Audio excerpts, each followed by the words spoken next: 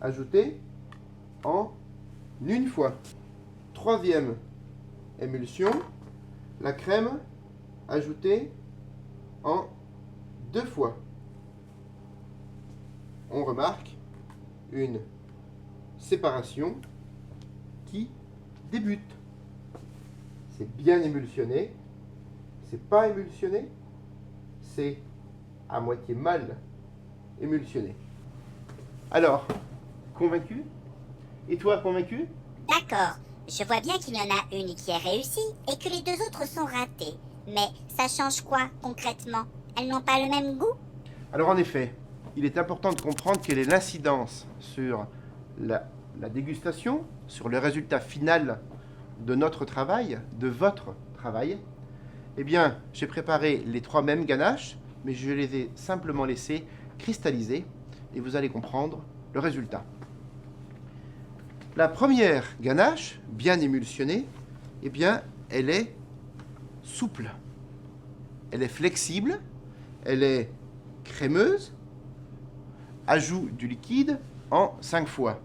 Parfaite émulsion, donc répartition très fine des cristaux de beurre de cacao, sensation de fraîcheur, splendide fondant.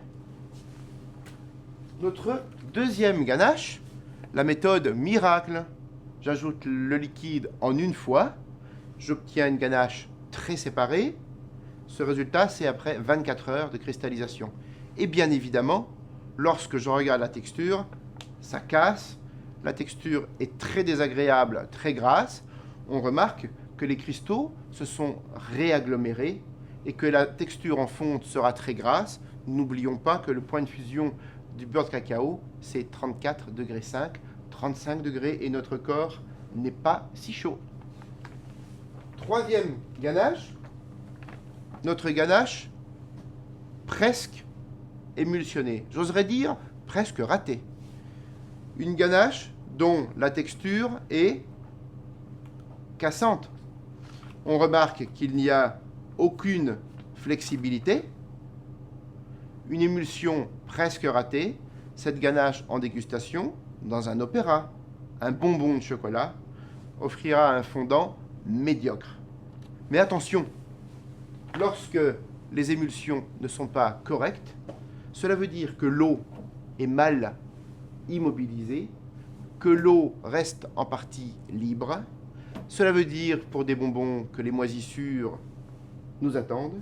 Cela veut aussi dire que pour des opéras, des mousses chocolat, eh bien, dans un congélateur, l'eau va vivre, l'eau va subir la congélation, et le résultat à la décongélation va lui aussi être relativement médiocre. Fred, Oui, j'ai bien compris, la réussite de mon émulsion est très importante. Mais pourrais-tu s'il te plaît récapituler oui, toutes les étapes oui, pour que je puisse toujours réussir mes oui. émulsions? Alors en effet, pour que tout soit clair, pour que la ganache n'ait plus aucun secret pour vous, pour que l'émulsion ne soit plus ni tabou ni complexité, on fait ensemble un récapitulatif des étapes primordiales, des étapes nécessaires au succès. C'est très simple, retenez-les bien, on voit ça ensemble. Donc faisons ensemble un résumé des étapes fondamentales à la réussite d'une ganache, ou plus précisément d'émulsion de chocolat. On a utilisé aujourd'hui du chocolat noir, on l'utilise toujours partiellement fondu. Dans le cas d'utilisation de chocolat au lait ou de chocolat blanc, vous prendrez le soin de les utiliser fondus. Premier point. Deuxième point, pour une émulsion réussie, vous l'avez compris, l'ajout du liquide doit être réalisé en 3 fois minimum, 4 ou 5 fois, c'est l'idéal. Troisième point, il n'y a pas d'émulsion sans friction. La friction, c'est ce qui permet de mélanger très intimement de l'eau avec de la matière grasse. Quatrième point, vous l'avez compris, au contraire du mayonnaise, il est important de surveiller la température de mélange d'une ganache. On ne peut imaginer émulsionner du beurre de cacao que s'il est fondu. Pour qu'il soit fondu, il nous est nécessaire de travailler au-dessus de 35 degrés. Nous vous conseillons 40-45 degrés. Dernier point et ultime point, le mixeur, quelques secondes en fin de mélange, n'est pas l'outil qui va réussir les ganaches, mais c'est l'outil qui va les parfaire. il augmente le soyeux, il augmente le fondant. Donc, travail parfait à la main, mais amélioré par le mixeur. Et bien voilà, l'émulsion n'a plus de secret pour vous. Un grand chocolat mérite surtout une grande technique. On connaît votre talent, on connaît vos compétences. On a passé ensemble ces quelques instants, ces quelques minutes à l'école du grand chocolat. C'est un grand plaisir pour moi.